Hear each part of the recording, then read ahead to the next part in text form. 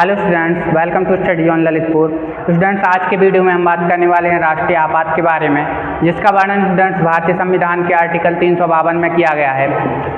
Students, भारतीय संविधान का अनुच्छेद 352 हमें राष्ट्रीय आपात के बारे में बताता है। एक्चुअल में क्या है राष्ट्रीय आपात, चलिए स्टूडेंट्स देखते हैं। स्टूडेंट्स, जो राष्ट्रीय आपात है वो 3 कंडीशन में लगाया जाता है। पहली कंडीशन स्टूडेंट्स क्या होती है? पहली कंडीशन स्टूडेंट्स या तो बाह्य आक्रमण हो जाए, कोई बाह्य आक्रमण हो जाए, तो इस कंडीशन में स्टूडेंट्स राष्ट्रीय आपात की घोषणा कर दी जाती है। दूसरी कंडीशन स्टूडेंट्स युद्ध की स्थिति में भी राष्ट्रीय आपात लाया जा सकता है। और तीसरी कंडीशन है स्टूडेंट्स सशस्त्र सेना विद्रोह। अगर स्टूडेंट्स सशस्त्र सेना विद्रोह होता है, सशस्त्र सेना विद्रोह जैसी स्थिति देश में उत्पन्न हो जाए, तो स्टूडेंट्स ऐसी कंडीशन में भी राष्ट्रीय आपात की घोषणा की जा सकती है। राष्ट्रीय आपात की स्टूडेंट्स घोषणा राष्ट्रपति के द्वारा की जाती है। अगर घोषणा की बात करें स्टूडेंट्स हम, तो राष्ट्रपति द्वारा घोषणा की जाती है राष्ट्रीय आपात की। आर्टिकल 352 के तहत राष्ट्रपति राष्ट्रीय आपात की घोषणा करता है, और राष्ट्रपति द्वारा राष्ट्रीय आपात की घोषणा तो की जाती है, लेकिन स्टूडेंट्स ये जो घोषणा की जाती है मंत्रिमंडल की लिखित सलाह पर, मंत्रिमंडल के लिखित परामर्श के उपरांत ही राष्ट्रीय आपात की घोषणा की जाती है। मतलब कहने का स्टूडेंट्स ये है कि मंत्रिमंडल जब लिखित रूप से परामर्श देता है राष्ट्रपति को कि इस देश में समस्या है, बाह्य आक्रमण हो गया है, या युद्ध की स्थिति उत्पन्न हो रही है, या देश में सशस्त्र सेना विद्रोह जैसी स्थितियां उत्पन्न हो रही हैं, तो मंत्रिमंडल लिखित रूप से परामर्श देगा राष्ट्रपति को, और राष्ट्रपति द्वारा घोषणा की जाएगी राष्ट्रीय आपात की। तीसरी बात ये आती है स्टूडेंट्स, आर्टिकल 352 के तहत राष्ट्रीय आपात की जब घोषणा की जाती है, तो ये किसी एक विशेष क्षेत्र में राष्ट्रीय आपात की घोषणा की जाती है या पूरे देश में राष्ट्रीय आपात की घोषणा की जाती है। तो एक्चुअल में स्टूडेंट्स होता क्या है, जिस कोई ऐसी स्थिति जिससे कि अगर किसी एक क्षेत्र विशेष में राष्ट्रीय आपात की घोषणा करने से जो सिचुएशन है उसको कंट्रोल में लाया जा सकता है, तो स्टूडेंट्स उस विशेष क्षेत्र में राष्ट्रीय आपात की घोषणा कर दी जाती है। लेकिन अगर स्थितियां ऐसी हो कि संपूर्ण देश में राष्ट्रीय आपात की घोषणा करना पड़ जाए, तो राष्ट्रीय आपात की घोषणा संपूर्ण देश में भी की जा सकती है। राष्ट्रीय आपात के समय में स्टूडेंट अगर राष्ट्रीय आपात की घोषणा कर दी गई, तो क्या राज्य सरकारों को निलंबित कर दिया जाता है? तो ऐसा नहीं है स्टूडेंट। राष्ट्रीय आपात के दौरान राज्य सरकारें अपना काम कर सकती हैं, लेकिन एक्चुअल में स्टूडेंट उसको कंट्रोल कर सकता है सेंट्रल गवर्नमेंट। सेंट्रल गवर्नमेंट के हाथ में पावर आ जाती है, और जो राज्य सूची के विषय होते हैं उन पर भी कानून बनाने का अधिकार सेंट्रल गवर्नमेंट अपने पास रखने लग जाता है। मीन्स इंटरफेयर कर सकता है सेंट्रल गवर्नमेंट टोटल तरीके से स्टेट गवर्नमेंट के कार्यों में। तो इस तरीके से स्टूडेंट राष्ट्रीय आपात की जब घोषणा की जाती है, तो राष्ट्रीय आपात की घोषणा 3 कंडीशन में की जाती है। और इसके अलावा स्टूडेंट्स राष्ट्रीय आपात की घोषणा से एक्चुअल में जो नॉर्मल लोग हैं स्टूडेंट्स, उस पर सिविलियंस पर क्या इफेक्ट पड़ता है राष्ट्रीय आपात का, उसके बारे में स्टूडेंट्स हम चर्चा करेंगे। जब भी स्टूडेंट्स राष्ट्रीय आपात की घोषणा की जाती है, तो जैसे ही स्टूडेंट्स आर्टिकल 352 के तहत राष्ट्रपति राष्ट्रीय आपात की घोषणा करता है, और ये स्टूडेंट जैसे ही मंत्रिमंडल परामर्श देता है, मंत्रिमंडल लिखित रूप से परामर्श देगा किसको? राष्ट्रपति को। राष्ट्रपति राष्ट्रीय आपात की घोषणा करेगा, और ये तत्काल प्रभाव से लागू हो जाएगा जैसे ही घोषणा की जाती है, और ये 30 दिन के लिए लागू हो जाता है। 30 दिन स्टूडेंट्स राष्ट्रीय आपात चलेगा, लेकिन अगर स्थिति ऐसी होती है कि इस राष्ट्रीय आपात को बढ़ाने की स्थिति आ जाए, तो उस कंडीशन में स्टूडेंट क्या किया जाता है कि संसद की सहमति ली जाती है। स्टूडेंट संसद में 2 सदन होते हैं स्टूडेंट्स, लोकसभा और राज्यसभा, लोकसभा और राज्यसभा।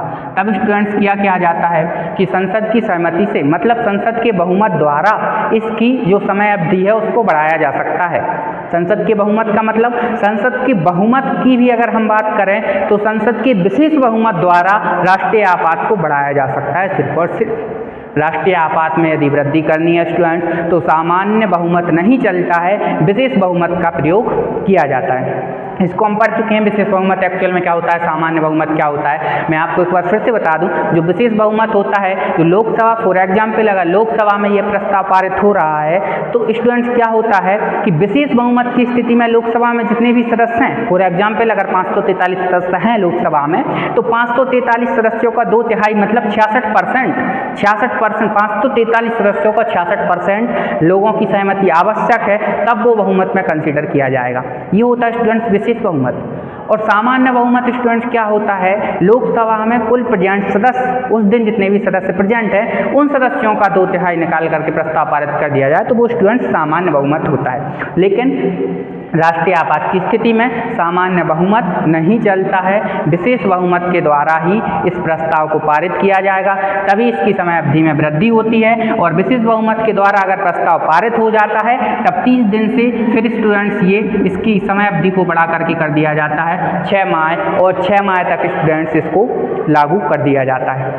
अब अगर स्टूडेंट्स 6 माह में भी सिचुएशन कंट्रोल में नहीं आती है और ऐसी स्थिति में राष्ट्रीय आपात को और अगर बढ़ाना पड़ जाए तो फिर से स्टूडेंट्स इसी प्रोसेस को फॉलो करना पड़ता है और फिर से 6 माह को इसको आगे बढ़ाया जा सकता है। मीन्स अगर मैं कहूँ तो 6 माह कर करके इसको अनंत समय तक आगे बढ़ाया जा सकता है। मीन्स इसकी कोई लिमिट नहीं है, 6 माह को प्रोसेस सिर्फ यही फॉलो करनी पड़ेगी।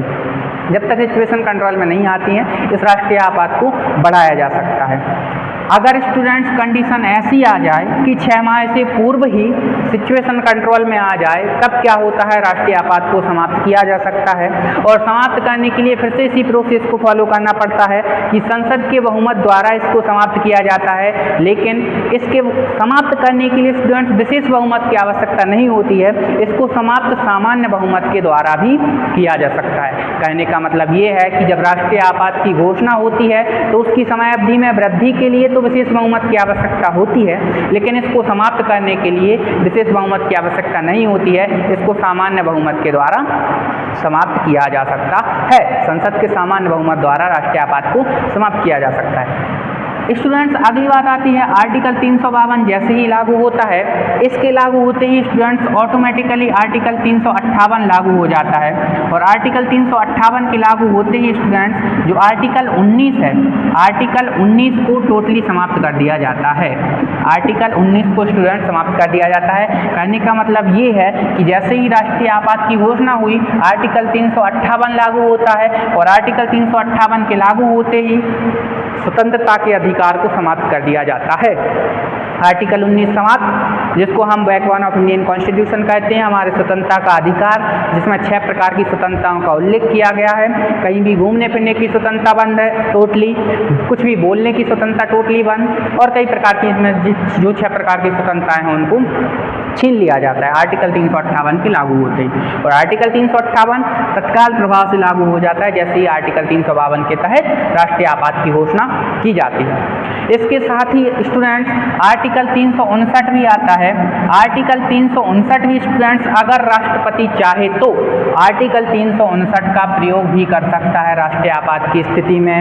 अगर ऐसी कंडीशन पनपती है कि सिचुएशन कंट्रोल में नहीं होती हैं तो अगर 359 आर्टिकल का प्रयोग करके राष्ट्रपति जो भी सिविलियंस हैं, जो भी मतलब कहने का मतलब ये है कि आर्टिकल 359 के लागू होते ही ये राष्ट्रपति के विवेक पर डिपेंड करता है, राष्ट्रपति इसको लागू कर सकता है। और अगर 359 लागू होता है तो आर्टिकल 20 और 21, आर्टिकल 20 और 21 इन दोनों आर्टिकल को छोड़ करके बाकी जितने भी सारे मौलिक अधिकार हैं उन सभी मौलिक अधिकारों को निलंबित कर दिया जाता है राष्ट्रपति के द्वारा कुछ समय अवधि के लिए, जब तक कि सिचुएशन कंट्रोल में नहीं हो जाती है। कहने का मतलब ये है कि जो भी न्यायालय में परिवर्तनीय हमारे मौलिक अधिकार हैं उनको, जो न्यायालय में परिवर्तनीय है उनकी बाध्यता को समाप्त कर दिया जाता है। हम अपने मौलिक अधिकारों को लेकर के न्यायालय में नहीं जा सकते हैं राष्ट्रीय आपात के दौरान अगर आर्टिकल 359 को लागू कर दिया जाता है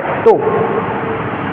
आर्टिकल 358 तो तत्काल प्रभाव से लागू होता ही है, जैसे ही 352 की घोषणा हुई आर्टिकल 358 लागू हो जाता है और आर्टिकल 19 को टोटली समाप्त कर दिया जाता है। तो स्टूडेंट्स आई होप राष्ट्रीय आपात आपको समझ आया होगा। राष्ट्रीय आपात 3 स्थितियों में लाया जाता है, या तो बाह्य आक्रमण की समस्या उत्पन्न हो जाए, देश में कहीं पर भी युद्ध छिड़ जाए, या सशस्त्र सेना विद्रोह की जैसी स्थिति देश में उत्पन्न हो जाए, तो ऐसी कंडीशन में राष्ट्रीय आपात की घोषणा की जाती है। राष्ट्रीय आपात की घोषणा स्टूडेंट्स किसी भी एक विशेष क्षेत्र में भी की जा सकती है, संपूर्ण भारत में भी राष्ट्रीय आपात की घोषणा की जा सकती है। राष्ट्रीय आपात की घोषणा राष्ट्रपति द्वारा की जाती है, मंत्रिमंडल के लिखित परामर्श पर राष्ट्रीय आपात की घोषणा की जाती है, प्रारंभ में 30 दिन के लिए राष्ट्रीय आपात की घोषणा की जाती है। इसके बाद अगर इसकी समयावधि को बढ़ाना है तो संसद के बहुमत के द्वारा इसकी समयावधि को बढ़ाया जाता है। बहुमत में भी विशेष बहुमत की आवश्यकता होती है, लेकिन अगर सिचुएशन कंट्रोल हो जाती है, राष्ट्रीय आपात को समय से पूर्व हटाना है, तो एक्चुअल में क्या होता है स्टूडेंट्स, फिर से वही संसद के बहुमत का प्रयोग किया जाता है। लेकिन हटाने के लिए, राष्ट्रीय आपात हटाने के लिए सामान्य बहुमत से भी राष्ट्रीय आपात को हटाया जा सकता है, लेकिन इसको लागू करने के लिए, इसकी समयावधि को बढ़ाने के लिए विशेष बहुमत की आवश्यकता होती है। आई होप स्टूडेंट्स आपको समझ आया होगा आर्टिकल 352 एक्चुअल में क्या है, राष्ट्रीय आपात क्या होता है, राष्ट्रीय आपात से संबंधित स्टूडेंट्स विभिन्न प्रकार के उपबंध एक्चुअल में क्या होते हैं। आई होप स्टूडेंट्स आपको वीडियो अच्छा लगा होगा। अगर वीडियो अच्छी लगी हो तो वीडियो को लाइक कीजिए, कमेंट कीजिए, चैनल को सब्सक्राइब जरूर कर लीजिएगा। Thank you very much. मिलते हैं नेक्स्ट लेक्चर में, तब तक के लिए bye bye, take care, hope you like it, thank you very much.